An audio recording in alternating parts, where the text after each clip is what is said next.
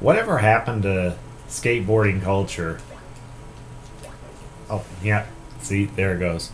I'm gonna start making stupid mistakes like that.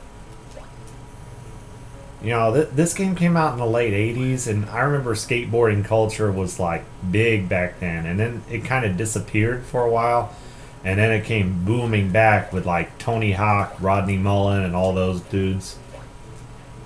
Like, what was that, late 90s?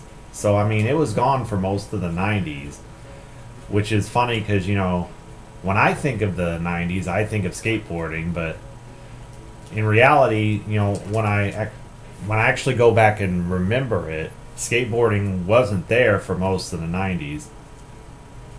Let's see if I can do this. This is very difficult to do without any speed.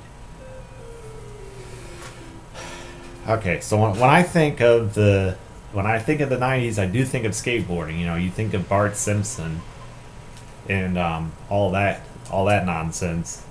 But in reality, I go back and I remember it, and skateboarding kind of went away in the early 90s and didn't come back until the late 90s. And as far as I can tell, it's still here. Because what kind of happened with the turn of the century is that all the subcultures and stuff became a lot more. With the internet, all the subcultures and all the little things became a lot more commonly accepted.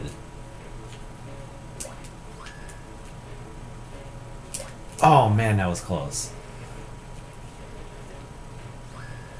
So I mean, before like the year 2000, give or take, um,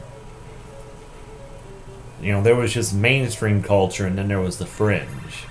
Whereas nowadays, you know, mainstream culture is becoming less and less of an influence. It's becoming less and less mainstream, basically.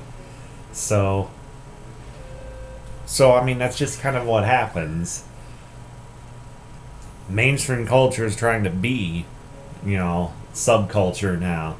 It's trying to do all those things.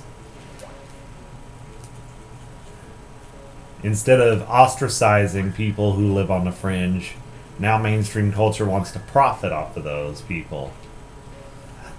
I mean, I wasn't around back in the, you know, for most of the 80s. I mean, I was, but I was too young to really notice anything. But I wonder if that's how it was in the 80s. And then we kind of just went backwards. Because it seems like during the 90s, that's when,